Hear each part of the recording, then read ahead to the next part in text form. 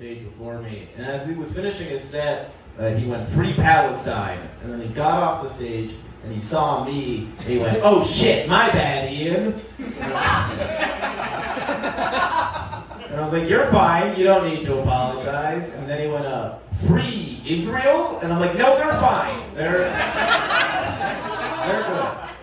I don't know, people want to speak their mind about this whole thing, but they don't want to be anti-Semitic, which I get, and I support. So what I've started doing is I've started telling my friends what is and isn't anti-Semitic. And are you guys okay, maybe learning a thing or two tonight? You guys okay with that? All right.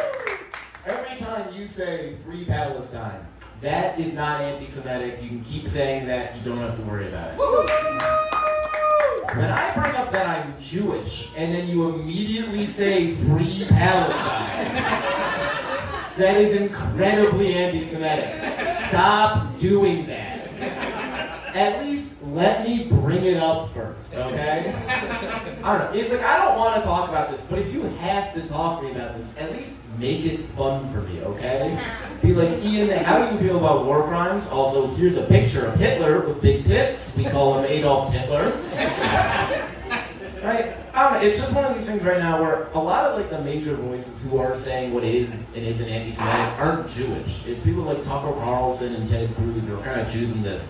And it's really annoying because these are people who will never really have to deal with what anti-Semitism is like, right? They'll never be excluded from a group of friends for their religion. They'll never be called a big-nosed rat. They'll never have quarters thrown at them at a football game and then use those quarters to buy Chipotle after. That burrito is fantastic, by the way. No, it's just one of these things that just keeps happening. And I don't like how all these politicians now have become kind of pro-Jewish and pro-Israel, because we have spent so much time trying to convince y'all that we don't control the government. That's right. I don't think you guys know how excited we were when COVID happened and nobody blamed us. All right, everybody just started blaming the Chinese, and we were like, "Listen, we see you, we hear you, we're gonna sit this one out. You're on your own, buddy." No, I don't know. I feel every year, I would say once or twice a year, where people will start pointing out with certain characters in Harry Potter are kind of racist. They'll be like, "Oh, there's the one Asian character named Cho Chang. The Irish character is always blowing himself up. And then there's the goblins who run the banks. Those are the Jews." And I've only ever heard that last one said by non-Jewish people. I don't know if you guys know this, but we don't watch that and go, "Oh shit, that's us."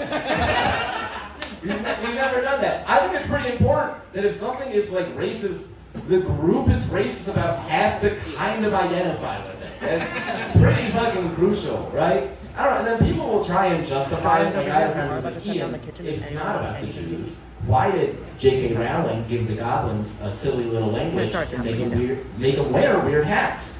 And I was like, first of all, fuck you.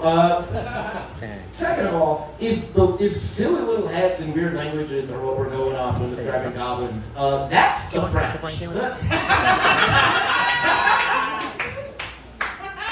Alright, I don't know. I feel like growing up Jewish, it's an interesting experience, especially the way I grew up, very reformed, where it's basically kind of you live the same as everybody else except for a couple of key moments, right? Growing up, I never got the birds and the beanstalk at 13. What my parents did is that they taught me about the Holocaust instead. And I don't know if you guys know this, it's a little bit weird to know about the Holocaust before you know about sex. It's a strange experience because my parents would be like, "Listen, Ian, after the Holocaust there were 11 million Jews. Now there are 16 million Jews." And I'd be like, "Great, can I learn how we make more of us now?" I'll leave you guys with this. I was on a date recently, and some girl was asking me all these questions, and at one point she was like, "How were you raised in regards to Israel and Palestine?" And I was like, "Hey," I gave her an honest answer. I was like, "Look, listen, I went to Hebrew school. It was pretty pro-Israel. I like to think I'm more pro-Palestine." And she's like, and I'm like, "Can we not talk about this? This is something that makes me uncomfortable." And she's like, "No, we have to talk about it. Is it a genocide or not?" And I was like, "I don't know, maybe, can we not talk about this in front of the red line?" But she kept pressing, and at one point I broke, and I was kind of just like, "Look, listen, it is a genocide. But you don't know what it's like for me to say that, okay? Because growing up, I was always taught never again with the Holocaust. And now I see people who look like me, and sound like me, and act like me, doing truly, truly evil things. And I know you're all wondering, Ian, is what she did anti-Semitic or not? And it's not because she slept with me. Her new contact name, though, is Adolf Hitler. So, give it up for your host.